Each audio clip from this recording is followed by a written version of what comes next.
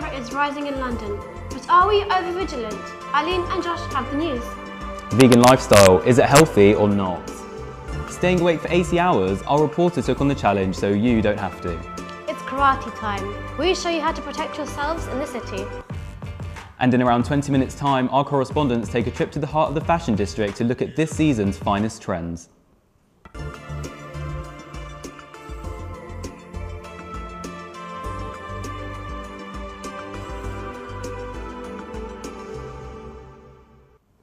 Good afternoon, you're watching The Voice of London. We're with you for the next 20 minutes or so, bringing you the latest and greatest in sports, fashion and well-being around London. It's time for the news now, isn't it? Oh, of course. Let's get the news now with Josh and Eileen. So after months of negotiation, Prime Minister Theresa May struck a last-minute deal with the EU. There will be no hard border for European citizens living in the UK and UK citizens living in Europe. A terror plot to assassinate Theresa May in Downing Street has been foiled. On Tuesday, MI5 revealed that it had stopped 9 terror attacks in the UK in the past year, although some attacks still slipped through the net. Now, as a country, do we live in constant fear? Does the panic created from the slightest bang or tweet cause terror without an actual act of terror? Later on, we will have a discussion on overvigilance in Great Britain and how terror has affected us as a community.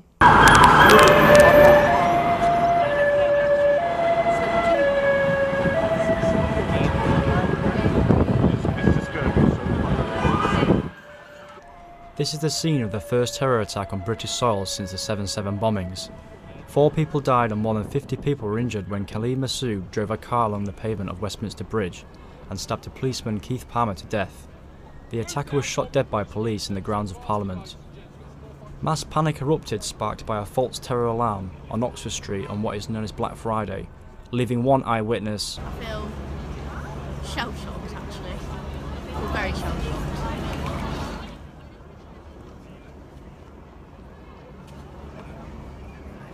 The false alarm was raised due to an altercation on a train platform. The Voice of London spoke to a Regent Street cinema employee who was working at the time. When the police arrived, they told us that it was okay and we should lock the building for 10-15 minutes, which we ended up doing. The main thing I think we had to do really was keep people calm, because it was more people that created more panic, because no one really knew this. I don't think anyone really knows what to do.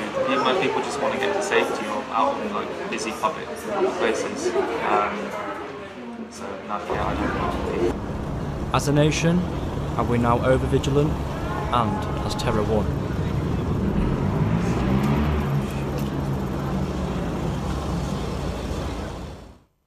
That's such an interesting insight there from all those videos. You can really see a picture that's painted by all of the scares that have happened that haven't actually turned out to be terror related. So Josh, I heard you were actually at the Oxford Circus scare a few weeks ago. Yep. What was it like when you got there? It calmed down quite a little bit, you know, when I actually got to the Oxford Street area. I mean, I was on Great Portland Street, so, you know, I kind of ran down there to see what was happening. There were still 2 helicopters in the skies, you know, a massive cordon from the edge of Great Portland Street around Regent Street, and all the way around Bond Street as well. At the time, you know, things were under control. I'd been told the police had been there in under a minute. That's a quick response. Yeah, exactly. But people seemed very, very concerned. And it wasn't established until, you know, half an hour, 45 minutes later, what had actually happened. So an actual fight had happened on, you know, on the Central Line platform and at Oxford Circus Station. Which, so it was a whole lot of commotion for not much that actually happened. So, you know, people heard, you know, a scuffle going on, and it turned into something that it wasn't. There was reports of gunshots being fired. That turned out not to be true. There was no evidence of gunshots, you know, being found. And Eileen, so is this because of the media? Or is this because of us, because we tweet about things that happen and then it snowballs from there? Well, media does have a humongous effect on us as a society.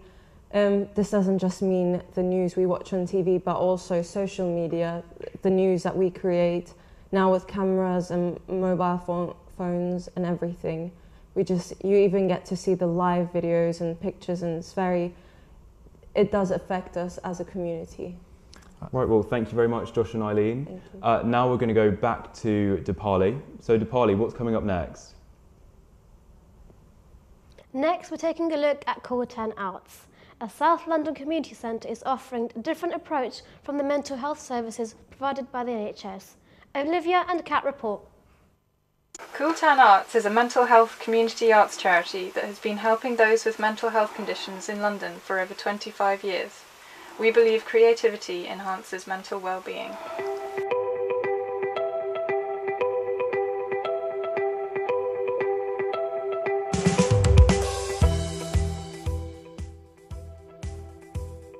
Creativity, I can create something beautiful out of difficult experiences, and it's a kind of distraction from maybe more negative thoughts.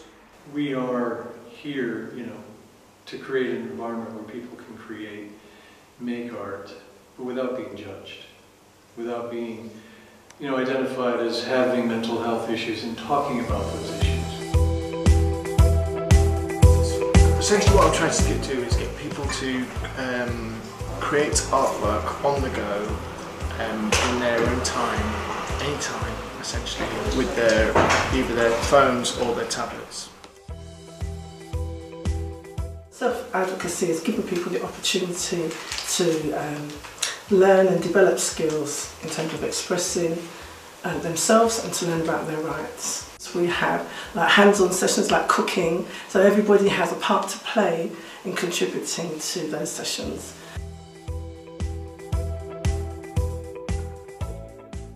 A lot of times what's been happening over the years is that people haven't had access to this sort of non-clinical help, as in a non-clinical environment where you can feel better about yourself. You just see people grow. It's a fantastic way for people to express themselves in so many different ways, and it's not just verbally, it's through art, it's through colour, it's through music, and it's really uplifting, and we've seen people just, as I say, grow from strength to strength. It helps my intellect, my emotions, my sociability, which is another thing that goes quite easily. So coming to Cool 10 and other places I go keeps me connected, which is very important. The Westminster University Karate Club has won 8 gold medals. To find out the benefits of the sports, Damien and Ollie went to see Sensei Gavin Mulholland. So we are in Daigaku Karate Kai Training Centre in Camden, one of the strongest karate clubs in the UK.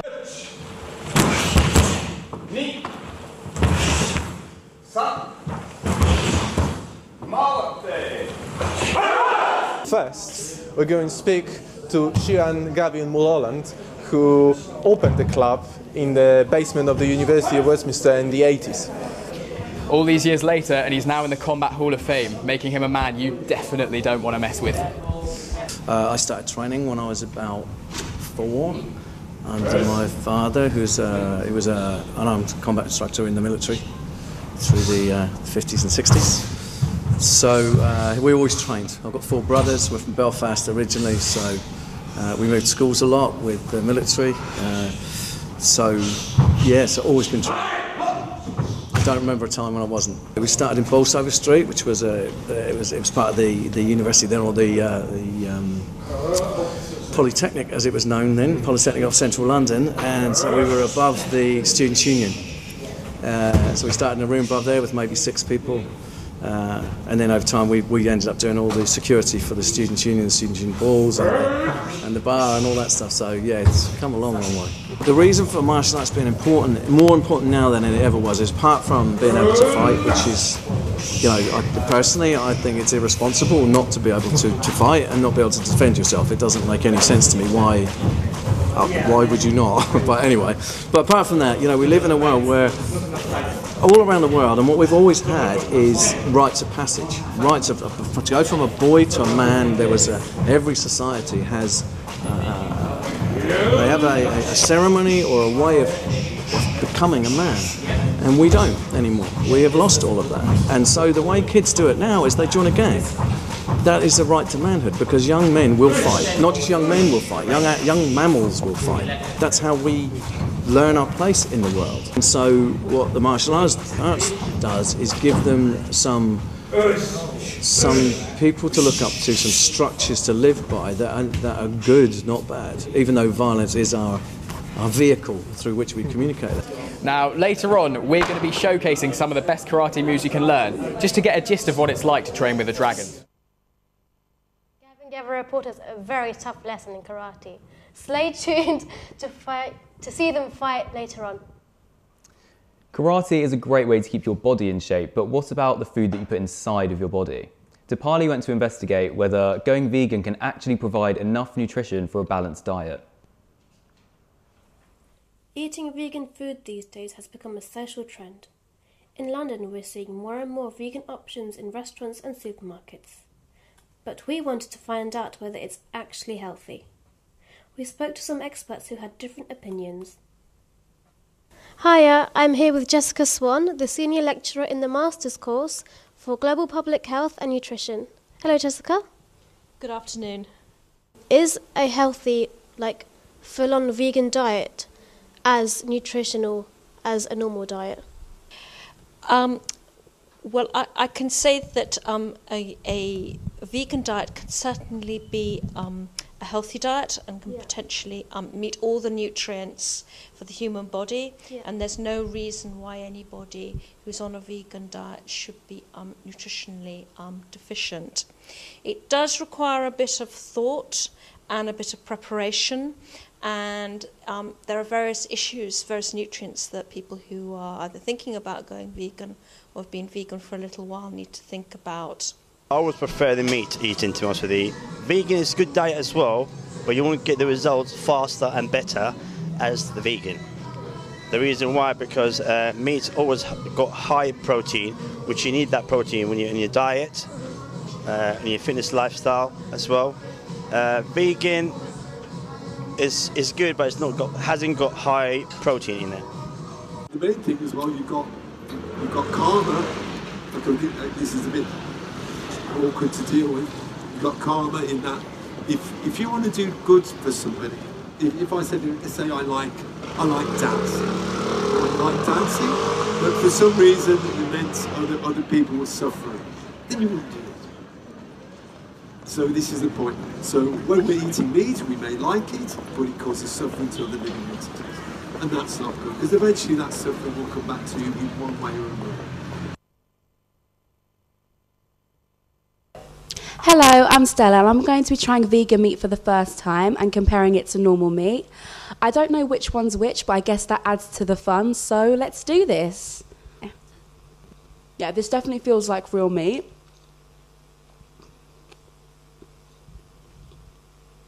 Yeah, definitely. I'm getting all the flavour in that one. Yeah, I would say this one was the meat option, I hope. This one's a lot chewier. But again, like the one I tried the first time, it's got all the flavour in there and seasoning. It's definitely a lot chewier though, putting my jaws to work.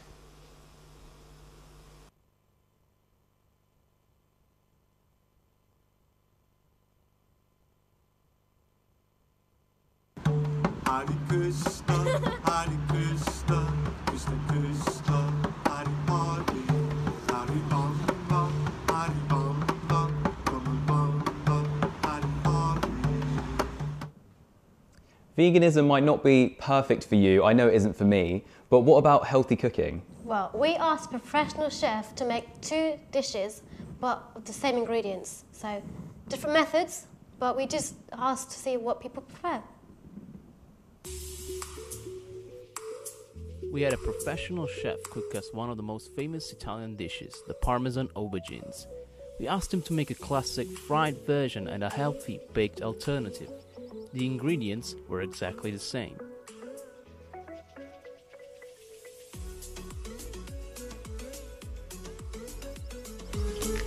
Quindi più olio c'è e meno fa male. Vabbè, di quello che si sta friggendo, esatto, mai esagerare, è giusto, perché sennò la temperatura dell'olio scende e non va bene. Quindi deve essere sempre costante la temperatura. Pochi prodotti che cuociono subito e non scende la temperatura dell'olio. Gli alimenti non vanno mai salati nell'olio, mai. Perché il sale che fa tende ad ammorbidire il fritto. La cottura dell'olio fa in modo che il calore fa evaporare l'acqua dell'alimento e perciò diventa croccante. Nel momento in cui tu ci butti il sale si riammolla. Bravo.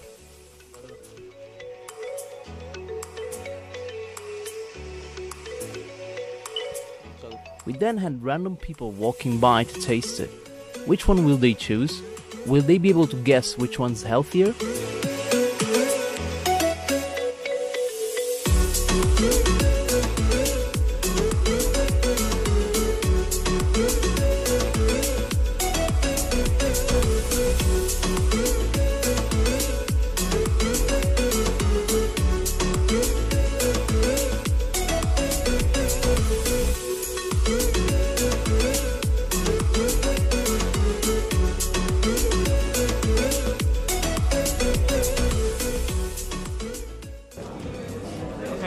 This one's better. It depends on my mood. This has more filling into it. This one's more savory. I like this one. This is fried. This is not fried. That one. There's too much salt.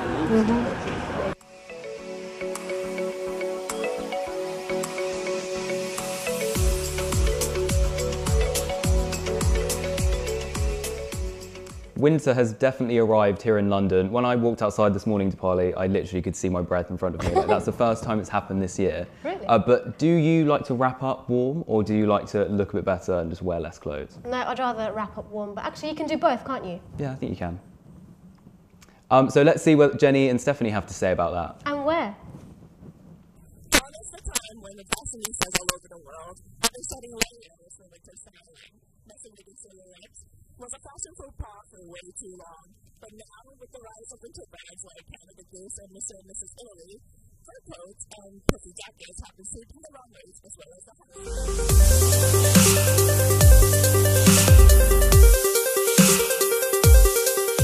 What would you say is your favorite winter wear? Yeah. I'd definitely say scarves. I love these puffy jackets.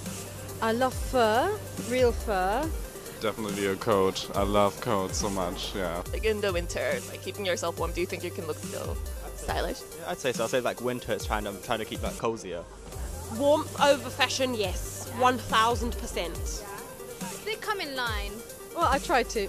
Absolutely, I try to. I tend to wear less underneath and something really thick, and boots and something thick and strong and solid on my feet. I mean, you have to be careful because your body shape suddenly changes and you don't want to look like a giant blurb of wool. Do you feel pressured to wear less clothes on a night out to look good?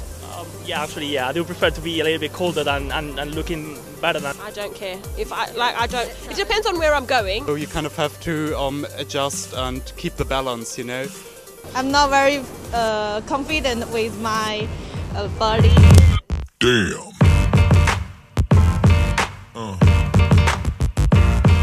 Yeah.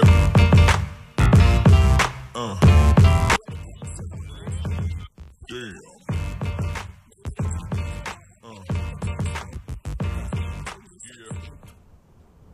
So puffy can be sexy, can't it? Okay, fair enough. Right, we've got Stephanie here in the studio to talk more about winter fashion. I noticed that real fur was mentioned by the lady in that video and she said that she wore it. So explain to me whether we can actually use real fur now or is that still taboo? So among some people it's still quite a taboo subject, wearing real fur versus faux fur. And I think the main thing to think about is if it's ethical. And as of last year, Giorgio Armani took fur off the runways. I know Canada Goose, I think they might be doing that now with their hooded parkas. They're taking the fur off of them and putting actual fake fur on there. Yeah, and Gucci as well this year have removed their fur from their famous loafers. So I think higher brands are taking on that, you know, fur isn't necessarily a luxury good, but you can still pay high price for faux fur items. But with faux fur items, you can, buy colours, different colours, and there are faux wool as well. So it's, it's quite diverse in the garments that you can actually purchase. Great, faux wool. I didn't even know that was a thing. Yeah, it's crazy. So earlier on in the agreement, you told me you wouldn't mind wearing real fur. You told me in the agreement earlier on. So what would you say about that? I don't mind wearing real fur. And that is shocking for some people, but in terms of ethically sourced fur, if that is such a thing, buying vintage fur, you can use vintage fur because it's already been made. It's not in production now, so it's using fur that's already been produced in the past, and it's nice to update your wardrobe. I suppose it'd be a waste not to, wouldn't it? It's already, the animal's already dead, so. And for me, half of the people saying they wouldn't wear real fur are meat eaters anyway, so. I personally don't quite understand. You can't really, what's the difference? If you're a meat eater and if you wear fur, you wear leather shoes. Leather shoes, leather watches, leather belts, purses. No, exactly. Right, that's completely true, isn't it? I feel if I'm going to wear leather shoes, I'm going to wear fur. I'm not really that fussed about it. Yeah, so that's true. And fur, you have shearling jackets as well. So, wool, fur. Right. Right, so next, Yujia and Hanan went to a charity concert that took place at St. St. Luke's Church. Surprisingly, it was an aid of Battersea cats and dogs for Christmas. Let's take a look.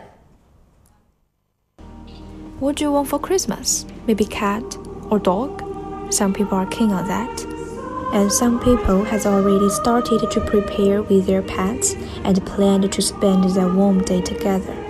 But it's also sad to know someone's having a hard time losing.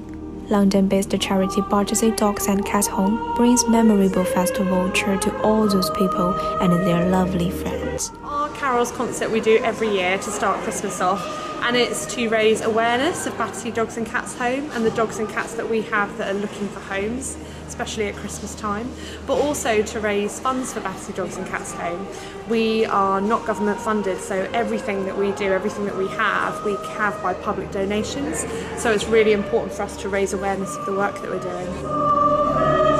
You can get a bauble and make a donation to Battersea, and then write on that bauble the name of a pet that you've lost maybe recently or a long time ago that stuck with you. And then you can take one tag home and hang it on your tree, and we'll put the bauble on our tree up at Battersea, so it will hang there for the rest of Christmas for people to see. Last year we helped over 7,000 dogs and cats to find new homes. This year we've rehomed just shy of 2,000 dogs, so we're really pleased with that. And we continue our work through Christmas. It was completely full this evening. I think we just about squeezed as many people in as we could. So it's just lovely that people from the local community, but also people from all over London who know Battersea have come here to see us this evening. Christmas is coming, and that means saying goodbye to your savings. How much do we as Londoners spend over the festive season though?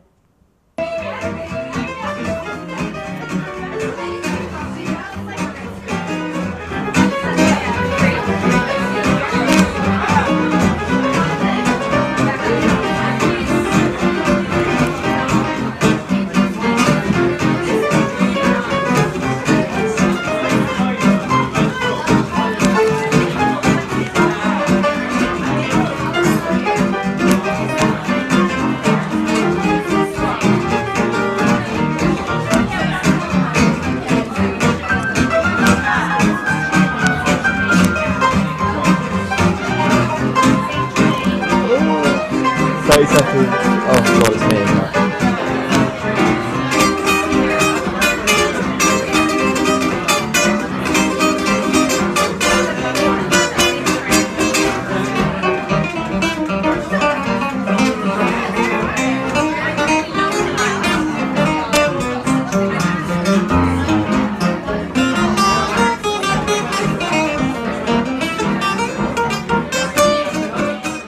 For students, getting enough sleep while balancing work and play isn't easy, and trust me, Tapali, I know.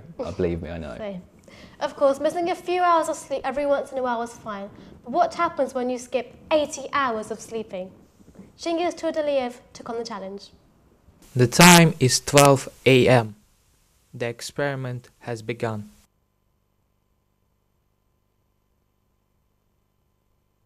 "24 hours have passed much quicker than I thought. Overall, I didn't feel any substantial difference between my current state and my normal condition. Everything in my body seemed to be operating on relatively normal level. There was only one small thing that felt unusual, like light dizziness in the head, as I would have maybe half or even a whole pint of beer. But in general, I already feel myself exhausted, making a big effort to proceed further. On the second day without sleep, the feeling is like my head would crack like an egg. What am I doing? Where am I? Why am I doing it? I could hardly understand anything what was going inside my head, nor I could understand what was going on.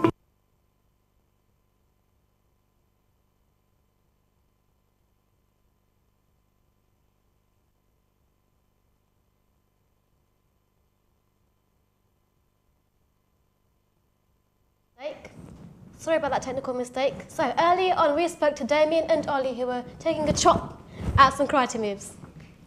That was a shame, I was really into that video, but let's see how Damien and Ollie got on when they were down at karate.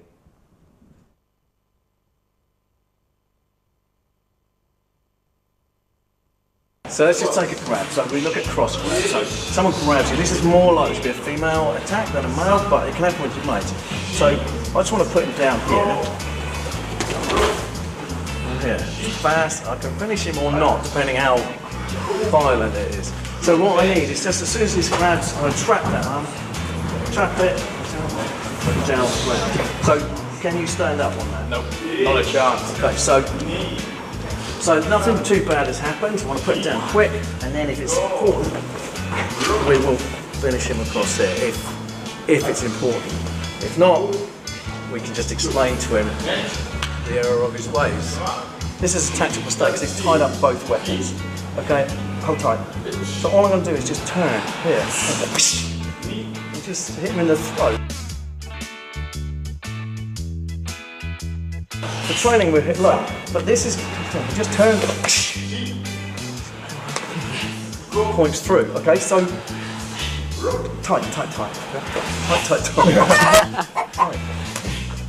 So can't make it. So it's very simple. I just want to, this is just to get his attention off his hand. Okay, so he grabs, hey. And again, you can explain to him what he's done, or leave, or escalate to a break, depending if you're doing multiples or whatever. I'm not going to hit it hard, but I'm going to hit you quick. Okay, so throw that punch. So what we've done is I've hit you, what, 3 or 4 times? No, I couldn't come. It's intimidating and you don't feel good. And that's primal. And that's because our eyes are the front head means we're predators. So if I am trying to intimidate him, I will be here. But if I'm not, if I'm trying to de-escalate, I'll stand slightly off to your right hand side. That means you've got a bit of a clear sight. It doesn't feel so threatening, does it?